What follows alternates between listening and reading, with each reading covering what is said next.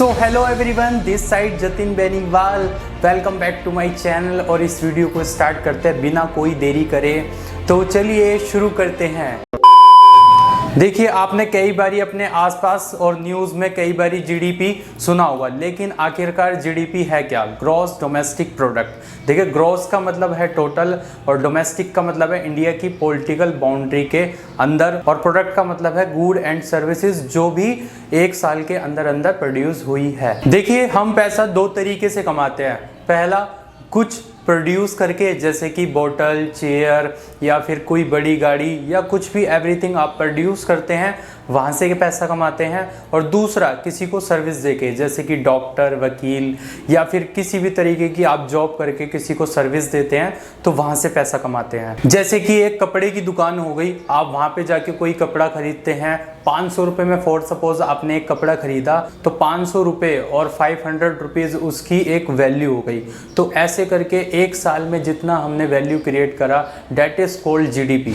या फिर इसको आप ऐसे भी समझ सकते हैं, जैसे कोई एम्प्लॉय एक कंपनी में, इन्फोसिस में काम करता है और उसकी एक सैलरी फिक्स होती है, जो सैलरी उसका वैल्यू होता है, और वो वैल्यू एक साल में कितनी होती है, डेट इज कॉल्ड जीडीपी। उसकी सैलरी की एक साल की वैल्यू को भी आप जीडीपी कह सकते हैं। तो एक साल में गुड्स एंड सर्विसेज से जितनी भी वैल्यू क्रिएट होती है उसको हम जीडीपी बोलते हैं। अगर यूएससी की कंपनी इंडिया के लिए कोई प्रोडक्ट बनाती है या फिर उसके लिए मैन्युफैक्चर करती है, तो वो इंडिया की जीडीपी में इंक्लूड, यूएससी की जीडीपी में इंक्लूड नहीं होगा। इसलिए हम बहुत ज्यादा सपोर्ट करते हैं मेक इन इंडिया को। इस चीज को हम इस तरीके से समझते हैं, मान लीजिए एक मार्केट है, एक मार्केट में एक नाई वाला है, एक मोची है, एक कपड़े की दुकान है, और एवरीथिंग, एक बर्तन वाला है, कुछ भी आप मान लीजिए। और एक साल तक हम उनकी जो वैल्यू है, जो वो कमा रहे हैं, उनको नोट डाउन करते रहें और उन सबको ऐड कर दे एक साल तक, तो वो जो वैल्यू निकल के आएगी, वो जो रुपीज़ निकल के आएंगे, वो जो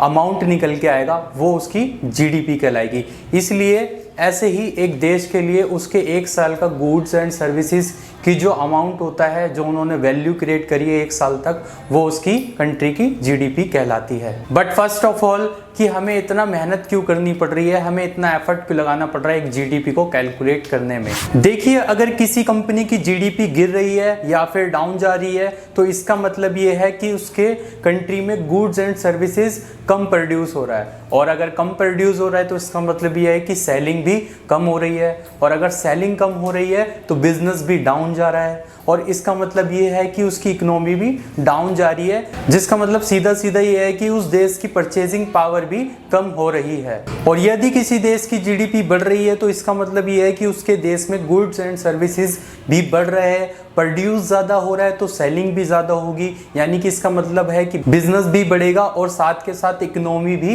रन करेगी और आगे ही बढ़ेगी। जीडीपी से हमें अपनी इकोनॉमिक हेल्थ का पता चलता है और उसी के बेसिस पे गवर्नमेंट अपनी पॉलिसीज बनाती है। और मैं अगर अभी की बात करूं तो अभी नंबर 1 इकोनॉमी यूएसए है और दूसरे नंबर पे चाइना है।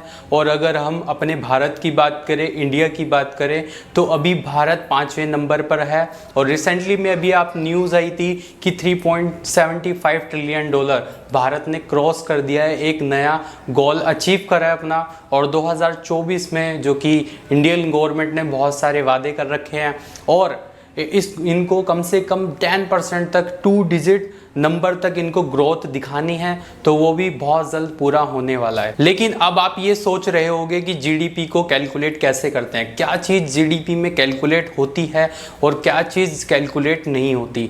इसको आप इस तरीके से समझ सकते हैं। सबसे पहले आप ये, सपोज आपकी एक बेकरी है और एक दिन आप मार्केट में जाते हैं और अपने घर के लिए एग खरीद कर लाते हैं। जो एग आप खरीदेंगे वो कैलकुलेट होगा जीडीपी में। बट यदि आप अपनी बेकरी में केक बनाने के लिए एग को मार्केट से परचेज करते हैं तो वो कैलकुलेट नहीं होता, क्योंकि हमेशा जीडीपी जब कैलकुलेट होती है जब आप किसी चीज़ को बनाकर फाइनल प्रोडक्ट उसको बना देते हैं, तब उस पर जीडीपी कैलकुलेट होती है। यदि आप आपके घर में कुछ चीज़ यूज़ कर रहे हैं तो वो उस पर कैलकुलेट होगी। यदि अगर आप एग अपने बेकरी में कुछ केक बनाने के लिए ला रहे हैं या किसी भी चीज़ के लिए ला रहे हैं, वहाँ पर वो कैलकुलेट नहीं होगा। जब वो फाइनल प्रोडक्ट बनेगा तभी वो कैलकुलेट होगा। तो इसी तरीके से जो फाइनल प्रोडक्ट बना है, जो केक बन के तैयार हुआ है, उसी को जीडीपी में कैलकुलेट करा जाएगा। इसी तरीके से सभी प्रोडक्ट को अलग अलग करा जाता है और उसको कैलकुलेट करा जाता है। और इन सारी चीजों का हिसाब सेंट्रल स्टैटिस्टिक्स ऑफिस रखता है, जो ये पता लगाता है कि किसी बिजनेस ओनर ने ये पे करके लिया है या फिर एक कंज्यूमर ने अपने घर के लिए यूज के लिए ये सामान लिया है। और इसमें वो प्रोडक्ट काउंट होते हैं जो प्रोड्यूस होकर बिके हैं। अगर कोई लकड़ी लेकर मैं अपने घर में कोई भी कुछ भी चीज बना के रख दूं तो वो एक जीडीपी में काउंट नहीं होगी।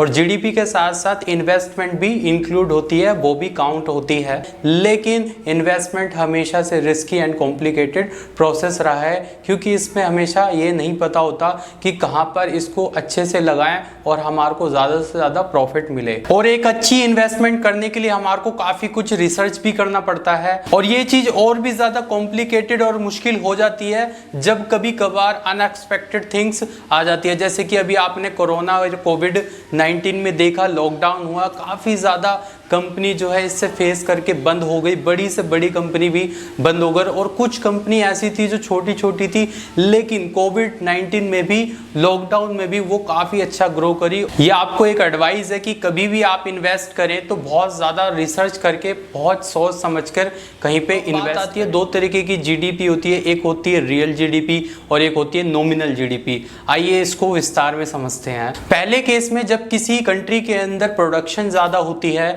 तो उसके बेस पे जब जीडीपी बढ़ती है तो उस जीडीपी को हम रियल जीडीपी कहते हैं। और सेकंड केस में यदि किसी कंट्री के अंदर अगर कोई प्रोडक्शन ज़्यादा खास नहीं हुई है और प्राइस ज़्यादा हाई हो गए हैं तो उसके बेस पे जब जीडीपी बढ़ती है तो उसको हम नॉमिनल जीडीपी कहते हैं। और इन दोनों ही केस में कंट्री की जीडीपी बढ़ती है, बट अलग अलग डिफरेंट वेज में। वहां पर प्राइस की फ्लक्चुएशंस की वजह से जीडीपी बढ़ रही है, बट लेकिन दूसरे वाले केस में प्रोडक्शन के बढ़ने की वजह से जीडीपी बढ़ रही है।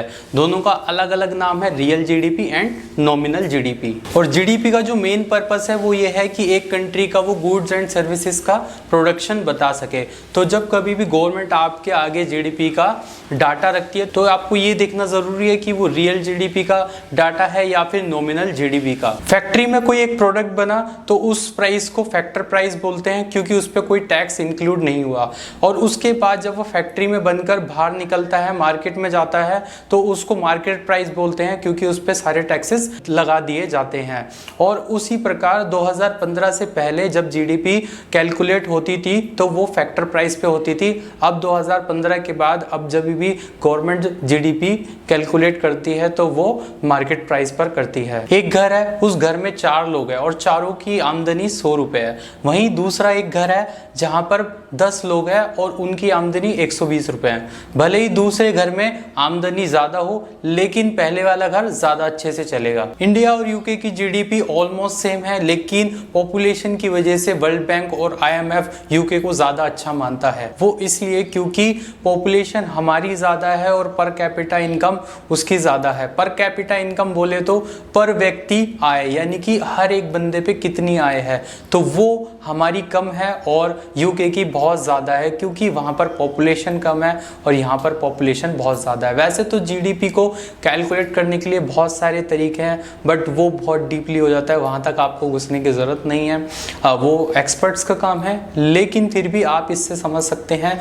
कि पॉपुलेशन जो इंडिया की है वो बहुत ज्यादा है। इंडिया की पॉपुलेशन लगभग 140 करोड़ से भी ज्यादा है। और यही बात करें हम यूके की तो वहां की जो पॉपुलेशन है वो 6 से 7 करोड़ तक ही है। इसलिए पर कैपिटा इनकम की वजह से आईएमएफ और वर्ल्ड बैंक हमारे को थोड़ा कम और यूके को बहुत ज्यादा मानता है, बल्कि हमारी जीडीपी और यूके की जीडीपी सेम, ऑलमोस्ट सेम ही है। यूके की जीडीपी पर कैपिटा इनकम लगभग 40,000 से भी ज्यादा अबव जाती है।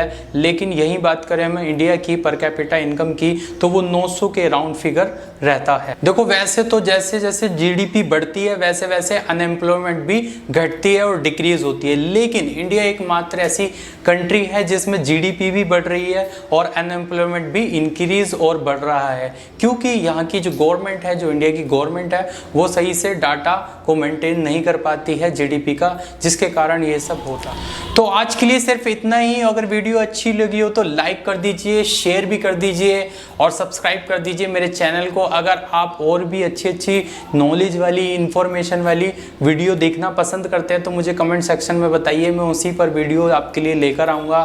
So thank you so much. इस वीडियो को ज़रूर लाइक और शेयर ज़रूर कर दीजिएगा। Thank you so much.